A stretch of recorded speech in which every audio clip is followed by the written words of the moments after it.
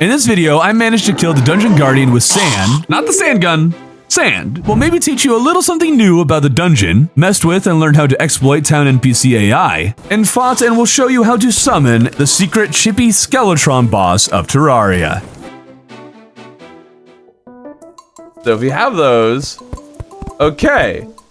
First part is confirmed. We can, in fact, place sand next to and around minecart tracks. Now we just need to start making a contraption. I'm also going to need to collect crimson sand at some point. Like, we can't just use regular sand. That won't work as effectively. Welcome to the month of April in my 1 year, 1 world run, where the only boss I can defeat right now is Skeletron. But of course, once you beat him, we'll never be able to fight the Dungeon Guardian again, so we need to take him down first, and I didn't want to do it one of the normal ways, so I formulated a plan to do something a little different. Oh, okay, well, that's how far we can go. If you don't know, crimson sand or ebon sand on my world pierces infinitely, which could be a very big help in our plan to slay the Dungeon Guardian. This quick bed will save us a bit of time while we experiment. Initially, the idea was that I'd make minecart tracks up and out of the dungeon while using roller skates, and I'd ride on out of here with the Dungeon Guardians following right behind me, but let's just say that was over-engineering this whole experiment, so we'll tear that down, which I only mentioned because something truly extraordinary happened when I was doing this. This is taking way too long. What? I died, but then I lived. Hold up, what just happened? I don't know what I just accomplished, but I did something really weird. $5 to the person who can explain to me how I both survived and died at the same time. Has that ever happened in Terraria before? If this was a hardcore run, what would that count as? Would I be dead? Back to our testing. We need minecart tracks to go with roller skates that we are going to use for the upcoming battle with sand. What's weird is that roller skates don't have a nearly as simple interaction with minecart tracks than I assumed. The idea was to bounce back and forth on these tracks to quickly climb up, but roller skates, even when moving over minecart tracks, wouldn't always land on them or attach. It was strangely inconsistent and made my initial idea impossible because this is as small as I could make my minecart track tower, and bouncing back and forth between all of this was way too slow. It wasn't without trying either.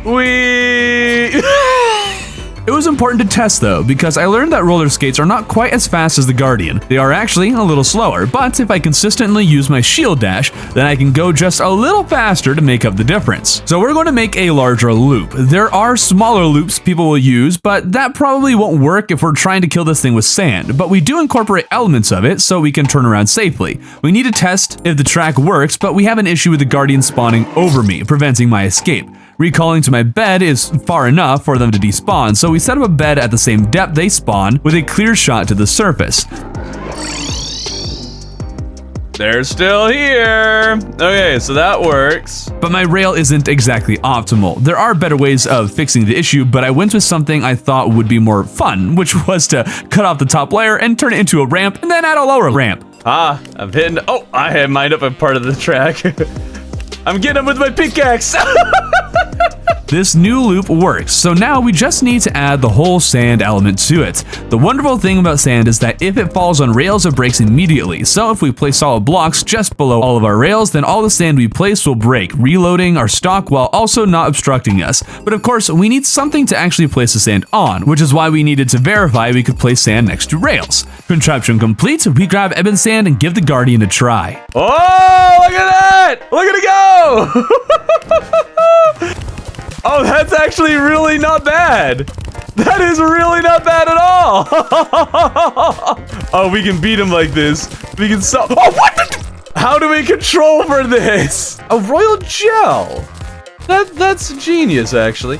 Only problem is that it won't always be day, but I mean, it will do something for us at least. We could still bonk into the slimes even with the royal gel, but the thing is, slimes are not the only thing that we need to worry about. So how are we going to fix this problem? Well, by making sure no enemy will ever spawn here again. This means we must enclose our minecart track with blocks and then fill the entire space with walls. Once they are all placed, we are ready to fight the Dungeon Guardians, and the beautiful thing about using ebon sand is that it pierces, so it doesn't matter that we have 3 dungeon guardians chasing us because in theory, we get 3 dungeon guardians at the same time? Everything was running smoothly, but this part will show why I couldn't make the normal minecart guardian killing diamond. Sand just falls too slow, so if I place any sand while going off of the ramp, it'll end up hitting me at the bottom and get us killed. So if we don't attack during this part, we should be fine to defeat the guardian with sand, but there's one little detail that I missed in my schemes. Wait, what? How did that? See, you're able to place sand on top of minecart tracks, but if it falls on a minecart track, then it'll break. It's weird, but because of this, when we go down the left loop, there is a chance my mouse might move over the rail and place sand there. Lining this place with torches doesn't work either. If anything, it makes things worse because you can also place sand on top of torches for some reason. Why can you place blocks on top of torches? Adding a safe space below that could break the sand might be smart, but I need to be able to pick up the sand on the return trip, and at the speeds that I'm moving, I'm not confident I could pick up any of it from 2 blocks below. But that completes what should be a solid setup. We stand where the guardians can spawn, teleport to our bed, grab potion to the minecarts, run onto it, and start placing sand at the height of the minecart tracks. On the left side, it's a little small, so I need to make sure I have a little breathing room there. On the top layer, I place sand just below the wood, although with the walls, I can now place it anywhere. It's just safest to place it up high instead of accidentally placing it on the rails, and because of the distance of the jump, I have to be sure I don't use a shield dash onto the jump or while jumping, or else I'll overshoot it and die. There's also a temptation to use a weapon while on the parts I can't place sand on, but doing so will change my orientation, which, if not fixed, will result in my shield dashing directly into the guardian, so we're sticking to just sand, which of course you must also be careful with because if the mouse is in front of your character at all, or even like a little bit above it, you'll hit yourself with sand and die. Make sure the mouse is always behind the character. You should also turn off block swap, something I totally forgot you could do in the game, but we're going to accomplish this without actually turning it off. What is that? Is that like 100 damage for every loop? Now, how does sand compare to something like the mini shark? Well, I don't know the mini shark's DPS to the guardian, but we average about 10 to 12 damage per second. Each loop takes about 22 seconds, keeping in mind during certain segments we stop attacking. The dungeon guardian has just under 30,000 health. At 100 damage per loop that takes 22 seconds to go around, then this battle using sand only will take us 6,600 seconds or an hour and 40 minutes. This is made even worse by our next issue. Oh, I'm out of sand? Where's all my sand gone? Where did sand go? I don't know how, but a lot of the sand had clipped through the wood base and was now way out of reach. We'll collect a lot of extra ebon sand just as a backup, but by increasing the size of the base to be 2 blocks will prevent the sand from clipping out of the arena. We should be good to go now, right? Well, 17 minutes into the next attempt and we're almost 1/6 of the way there. What? I thought that I had fixed the issue, but there's still a chance, maybe slim, but a chance that I place a block here, which is not a risk I can take in such a long battle. So for this spot specifically, we're going to lower the box and place some torches. It's not totally foolproof, but it gives us more space to work with. Now we should actually be immune to that happening again. Now, we just need to execute. We're seeing a pixel of its health disappear, yay! Some details about my build I haven't mentioned yet. To maximize our DPS, we are using the Bricklayer and Builder Potion, a sentence nobody has ever said before in Terraria. I also have Barrel Claws equipped, but I don't think they are doing anything for us here. To increase our range, we're using the Extendo Grip. Not necessary, but allows me to keep the cursor a safer distance from my character. Apart from that, you might ask, why not simply use the sand gun? After all, sand blocks don't get crit chance, but sand gun will. Genuinely, the sand gun, even with the crit chance, might actually do less damage than placing the sand because I'm able to place the sand so dang fast. This is basically mini shark speed. This is just as effective as using the mini shark, just without crits. That would greatly reduce the time. Almost got our first 500 health here, almost 1/6 of the way. Don't think too much, Thorben. Just don't think too much. Just do the thing that you know works. Eventually it'll die. Oh, hold up, there's an ebon sand that got placed. Like I said before, not perfect, but this is something we can fix much easier. There we go. Okay, we got rid of it. We got rid of it. And that is how we defeated the Dungeon Guardian using only sand. I'll spare you the next hour and 40 minutes of placing sand to kill this thing. However, I should mention that occasionally, like 2 or 3 times, an Eater's souls would sneak through the platform at the bottom that I used to get into this arena in the first place. That's the main reason I kept Fox Sparks out, so she could deal with any mobs that happened to sneak inside, and thankfully she did a good job at handling them. Apart from that, the whole time I nervously watched the bottom left of the screen, hoping I wouldn't see a message that the goblins were invading, because the old man is definitely close enough for them to attack me here. There's also a thunderstorm that made me really, really nervous. Why did it target the Guardian there? Thankfully, lightning can't hurt you through blocks though, which lets me, at long last, slay the Dungeon Guardian with nothing but sand. 48 health. Last half. Last half. Finish it, finish it, finish it, finish it. Come on, die, die, die, die, die. Come on, come on. Yes! We got one. There's only one left. All right, how much health does he have, though? How much health does he have? 2,000 health. What? Oh, come on. How does he have that much health left? I think I'm fine with not beating 2. We almost got 2 of them. Almost, you know? I think I'm good. I'm good. We as much as I wanted to finish that, I'm fine. I'm happy.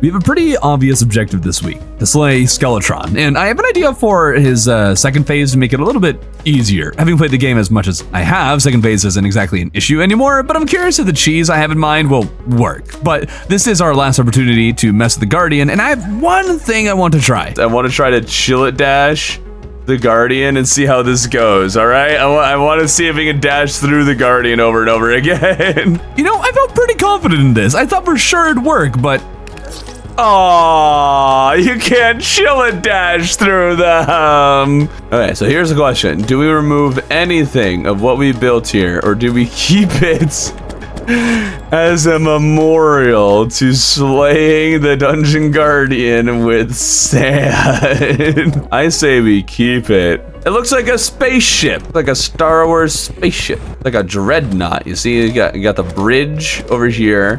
You got the like little dippy thing here that kind of makes it like intimidating, and then you got the lower part there where probably like engines go or something. Maybe someday I'll actually just come back to this and make it into an actual build. Maybe that's what I'll need to do. So, Skeletron trees. The idea initially is to make a wall we can dash or walk through. This is actually really fun. Whee!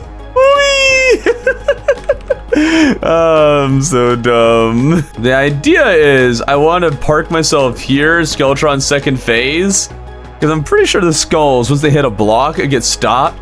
So during second phase, you can just sit here and shoot him without being bothered at all. I guess I could as easily just make this a hole. There really is no point in having these hoiks here, is there? Yeah, this idea does not require hoiks at all. We can just have a hole here. I built several walls so we can choose which one to stand on. All I know is that second phase Skeletron's skulls break when they hit blocks, so the idea is to make it so I don't have to move during the second phase at all. How well does this idea work? Well, we need to take down the hands first to test it, and now we'll see. It's not working like super well. Ouch, not working super well at all.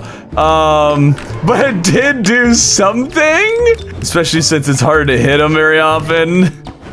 Yeah, this was not a big brain. In some ways, this actually made Skeletron harder because I expected the projectiles to be blocked, so when they weren't, I wasn't ready to dodge. There might be a way to get this to work a bit better, but for now, we'll just take out Skeletron so we can head into the dungeon and get the mechanic to at last gain access to actuators and wiring, so we'll be able to play with that another time. We have a dungeon to explore, I say. Ooh, Aqua Scepter? I did not expect to get an Aqua Scepter from that one. All right. And now we got the, what I would call the cheese rune. We love the cheese rune. This looks like a silly, goofy painting. I'll take that. I need to remember what the water bolt looks like. I always find it and then immediately forget what it looks like and then have to go through that process over and over again. While we're down here, we'll collect all the unique paintings, books for the furniture you can make with the stuff, and these banners. There's a water bolt. It was kind of blue looking. I have always loved how the dungeon kind of had a water theming. And then you go to the underworld right after and you got a fire theming. I've always really enjoyed that. Let's just make sure I remember what water bolts actually look like. It looks like it might be a water bolt.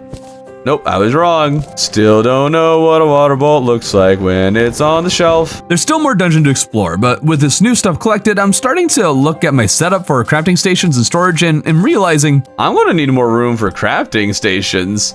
There's a lot more crafting stations that we're going to have. That and treasure. There really are a lot of crafting stations that make almost nothing that I'll be probably collecting just because, and since I'm categorizing my treasure so much, I'm going to need more space for things like paintings and statues that really fill up a lot of space. Oh, I have like no money. I need money. I am poor. I have so much Demonite though. Yeah, buddy, I'm Platinum 23. All right, now we're in a better spot financially. The thing with the dungeons is that they actually are really interesting. Of all the structures in the game, they can have the oddest and more interesting shapes. We don't have the nicest dungeon to explore. In fact, where is the rest of our dungeon? I also want you to take a moment and really think about what you're seeing on the screen right now. Notice how I am taking damage, but nothing appears to be hitting me. It's like there's an invisible force blocking my progression further. Can you guess what it is? Oh! Apparently water bolt mimics cannot or can hit you without revealing themselves. I was so confused. Another thing you may not know is that the update added a crafting recipe for spikes. They can now make spike blocks, which actually create some interesting furniture and walls in particular. So we'll actually be wanting to keep some of the spikes we collect down here. Hold on. That looks very blue. It's really blue. Is that water? Oh, you can hover over it and see it's a water bolt. Ah, beautiful. I have never gotten more than one water bolt in a dungeon. There's a lot for us to collect, but perhaps most important is the Clothier Voodoo Doll. I can't imagine anyone ever farmed Skeletron, but because we have time, we are definitely going to take a crack at the new secret Chippy Skeletron boss. If you haven't heard about it, just keep watching and I'll show you the boss and how to spawn it. While I search though, I like to spell out letters over biome chests to make them easier to find on the map in hard mode. If you plan on farming for these chests, I would highly recommend doing this. It makes it a lot easier when the hard mode dungeon enemies are all around. Now, usually I put a D for desert next to the desert chest. I think I'm just gonna do S for sand. Okay, we have had enough of the librarians. I get it. You guys like it here, but leave. It's gonna be a really sad S. Okay, I think I found where the librarians spawn. Let me finish my sad S. No! I also show you that because there is something about these librarians I never noticed before, and now that I am interacting with them a lot more, I was starting to put some of the pieces together. Oh, wait a minute. Do librarians spawn next to books and use those books to shoot? If we remove every book from the dungeon, will that prevent librarians from spawning? Do people know this? Am I just slow? Am I late to the game? I don't plan on removing every book for now, but perhaps this could be a way to at least make certain areas safe from librarians since you can't break their projectiles. Could make farms in the dungeon safer if you don't know about removing books. And one last thing about the dungeon before we leave, this is why I find dungeon generation fascinating. All the dungeon is just like, whoop, whoop, brrr. It's just all condensed into one big box down here. And yes, I walked around the dungeon with danger sense to make sure I didn't miss anything. My whole dungeon is one long winding hallway into a really large box. I should make a tunnel straight down. Because what is this? Just and just no branching paths, nothing. And then you get down here and it's all in one big box. That's enough exploring the dungeon then. Let's get to work on farming Skeletron. I should make like a dungeon house here. Is there a way that you can make dungeon brick? Unfortunately, you can't. So we'll mine some of these blocks, but rather than using them, there is a different new block called Gothic Brick you can craft using stone, bones, and cobwebs. It makes an awesome looking furniture set, and the blocks are way cooler than they have any right to be. Look at that, it makes beautiful columns. If you make a 1 block wide column, the blocks will be spiky on the ends and the walls look fantastic, although I feel like they would be better as an accent than like the main thing. Not quite finished, but it's nice, so let's farm Skeletron. Skeleton! Zombie! I really do not have a great way of getting to my arena after summoning this guy. I guess I forgot to mention it, but I want Chippy's couch from Skeletron. That's what I need from the secret boss. It's got a 14.3% chance of dropping, not awful, but not great with how long you must wait between boss fights. But between them, we'll have a chance to take care of a few things like fishing quests, which brings me to the most intense fishing quest you'll ever see in your entire life. Skylakes again, huh? There is not a lot of day left. We need to get good luck with this. All right, we just got to go for it. We don't have time to build a little safe house.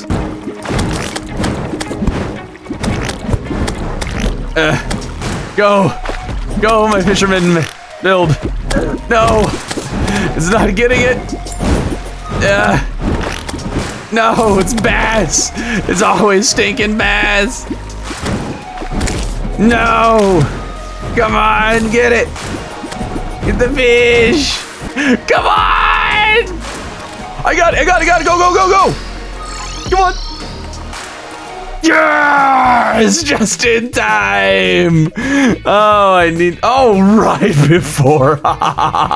This is how the Gothic house ended up looking. I like it, although I want to figure out what blocks work well as a good accent to it. We killed Skeletron again. I told my wife, yes, I was farming for a couch from the skeleton.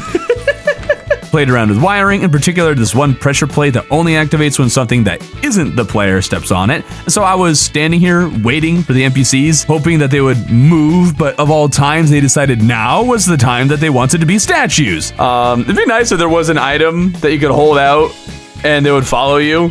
That'd be really, really nice.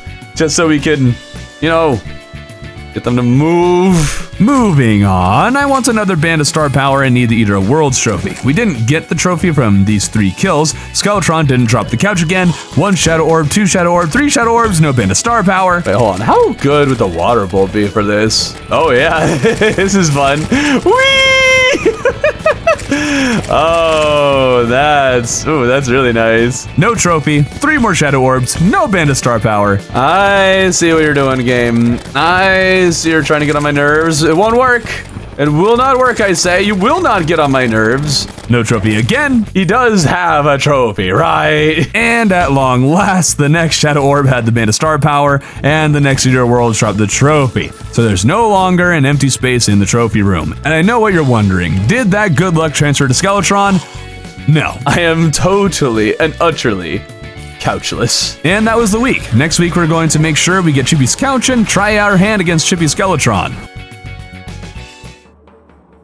This week, I want to experiment with something I've been curious about for a while, NPC AI, specifically the townspeople. In all my time in Terraria, I've noticed many behaviors that seem consistent, and I want to see if there's some way I can manipulate them into certain behaviors and exploit that to have nice, suitable housing while keeping the NPCs contained within a desired space. This is what my test house looks like because I have observed NPCs getting themselves stuck in elevated areas of houses and want to see if I can trick them into getting themselves stuck. But no science experiment can be done with a single test subject, so we have 3 houses where we're going to observe the NPC behavior. Whenever night comes around, we need to farm Skeletron for Chippy's couch, but let's just say I made a little oopsie. But our NPCs have moved in, so it's time to see what we can learn. NPCs tend to sit in their chairs at night, and so what it did was move the chairs into the top part of the building only to discover they wouldn't go for it. But if we put it at the ground level, they would, and it didn't matter if it was platforms or solid blocks. Will you go on a chair that's outside of your house? You will go to a chair outside of your house, but you won't go up any steps. You might be wondering why there's these blocks with lava in them. Well, it's to see if NPCs will avoid lava blocks or not, and sadly, it would seem they ignore the lava when moving towards their chair. There is still some hope for lava though, but for now, I'm quickly noticing that NPCs seem to go upstairs every chance they get. Quick tangent, but I was trying to make a door that automatically opens and closes itself to try and trick the NPCs into never leaving,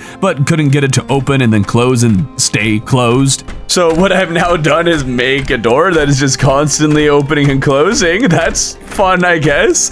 You guys want to make something annoying for your friends? Just set this up real easy. Back to the NPCs. This whole time, none of them have gone below the platforms. The only time they did was to find their chair. This brings me to the first way you can trap your NPCs. You know how sometimes you mine a tunnel and you can go up it, but bunk your head on the way down?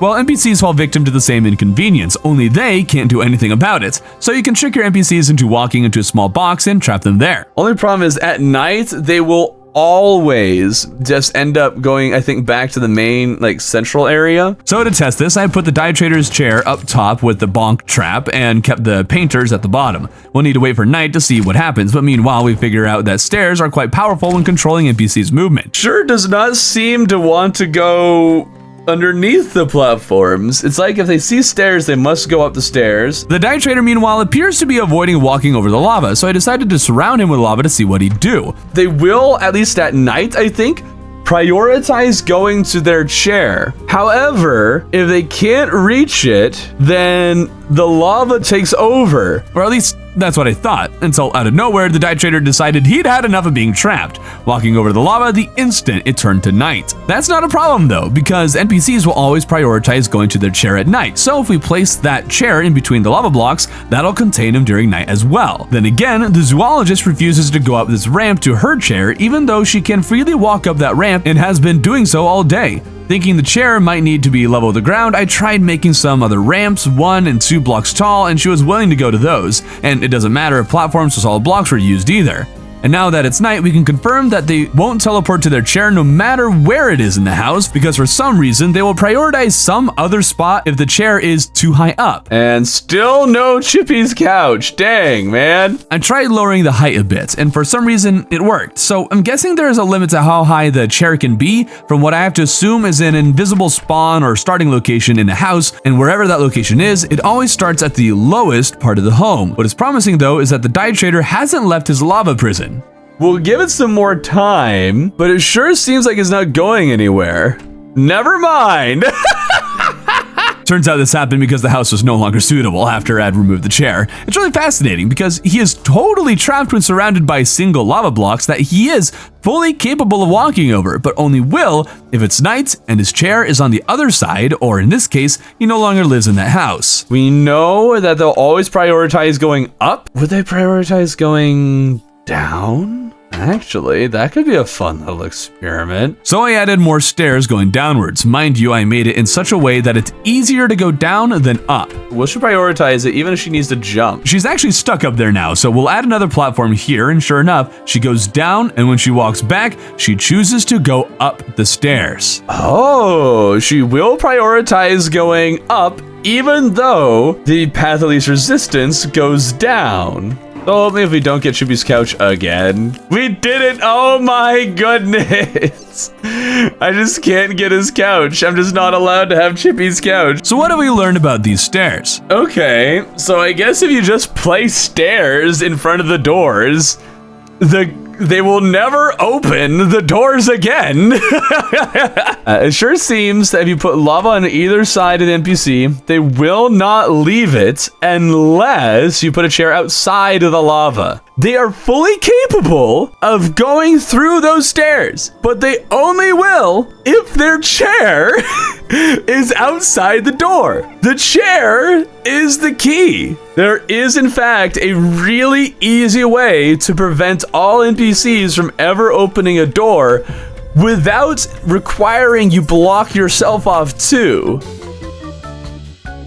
Why did the painter go down? The painter disobeys all laws! Skeletron still hasn't chopped Chippy's couch, but with the way that platforms have been working up to this point, it seems that you can permanently trap your NPCs inside their houses if you simply place a hammered platform on the inside of their doors. You can do that or the lava strategy. At least you could, until the game threw another curveball at me. So Mr. Die Trader, how did you leave? You weren't moving a second ago! Okay, I didn't know this, but apparently NPCs will move instantaneously if it's raining, same as they do at night. But what's really interesting is that at night, they will target their chair, and the die trader left his chair behind during the rain. This means that the location they target during the rain and their target at night are two separate locations, and their rain target appears to be that invisible central location. This we confirm by sleeping until night when it's still raining. So it would seem that at night and during rain, they have different targets, but if both are happening, then the night location overwrites the rain location. Still no couch. Are you kidding me? Now, a trick with the platforms is great and all, but runs into a problem when you have multiple houses because you can't place a platform on the inside of both houses or else you won't be able to open the door either. So to make this work for all NPCs in side-by-side housing, I had to make a platform door and place a hammer platform on either side. If you place a hammer platform on the outside of the house, on the other hand, then the moment they walk out, they will be locked out until night comes. They're just zombie food. Unfortunately, the platform does not prevent zombies from entering. They are smart enough to ignore the platform. They are also not scared off by lava. Still no couch? Are you kidding me? That was our 10th Skeletron kill. Really? So say you want to trap your NPCs inside their houses and never open the door for a zombie again. I have 3 options for you. The first is the cheapest, easiest, and can be set up at the very beginning of the game with a notorious guide, where you simply hammer a single platform in front of the door. The only downside is that you need to remember to be holding down to walk out of the door yourself. The second option is this house, where you don't need any inputs but need a very specific shape for your house, and it requires a little more space. Our third option surrounds them with lava blocks with a chair in between. If you find where that default location is during the rain and make sure that spot is in between the lava as well, that should lock them in place permanently. Still no couch? And again, for good measure, still no couch. Come on. With NPCs, I think, largely figured out, I move on to another question I had. The water gun puts out torches as of the new update, so I was wondering if you could kill Torch God for easy Torch God's favor, but since I already did that boss with my 1-year 1-world character, I joined with another one really quickly just to test if this works. Sure enough, the water gun does put out the torches and ends the fight much quicker. However, you don't get Torch God's favor at the end of it. Still no couch? Are you bloody joking? With the rest of the week, we did some building, including this clock in the central tower, which I think came out pretty well. It's outlined with star blocks if you're curious. I decided to use harpy walls to fill in the gaps between the towers. It's not necessary, but I think it adds some color and looks nice. It's the top of the spires that vex me though. I tried Gothic brick, but the textures just don't match. Still not you. I also tried copper plating and copper ancient brick, and neither of them look right. And with nothing working, I tried this out of the box design that I think I'll let sit for a little while to decide whether or not I like it. Yep, I don't like these, but I did do some research into what other people will do for their towers like this and found a style I liked. I want to do a little bit of my own spin on it, but it starts by adding supports to the sides of the spire and flattening it out a bit. From there, we add these wooden beams and then dynasty shingles into a steeper spire shape. At this point, I almost don't want to get the couch because it's almost just funnier not getting it. The spire really needs to be a bit taller or sharper or whatever you want to call it. There needs to be something else in this empty space, so I'm using lead fence painted brown with some living wood walls mixed in as well. This is how it's looking, and I like it a lot, but there's one more element I need, a horizontal beam for that middle part. So I placed more real walls there, and it created this awesome 3D effect. It gives it a dimensionality that I would never have imagined. From there, I started work on the main tower, but the issue is that I don't actually have enough shingles to finish it off, or the tower's on the outside, so I'm going to have to wait for the traveling merchant to sell more of them. And we actually got the couch! Oh my goodness, that took forever. We finish off this tower, but now it's time to finally see what the new secret Chippy Skeletron boss is all about. What you need to do to spawn it is sit on Chippy's couch with the Clothier Voodoo doll equipped while near the Clothier. Okay. Ah! Oh, I didn't realize I just had to sit in it. Oh, I assumed I had to kill him. Ah, no! Skeletron, wait, what? Wait, I didn't know that there was that text there. What? Okay, get back to the arena, go. Oh, hold on, Chippy Skeletrons? There's Chippy Skeletron? Or Chippy Skeletons? Oh, this is actually dangerous and tough. I'm trying to get back to the arena, please. I can't get out of here. The hands won't let me run away. What's up? Oh, dude, that's actually so cool and interesting and fun. After that, all I did was start quarantining my corruption biomes in preparation for hard mode. Doing this once the V happens sucks, but this is a good preliminary step to take. Once it turns to night though, we're back to Skeletron. Get out of here, get out. Okay. Oh, what did I hit? Please do consider clicking that subscribe button. You got that, Chippy. Wow. We might need potions for this. I feel like his hands are moving more erratically than a regular Skeletron.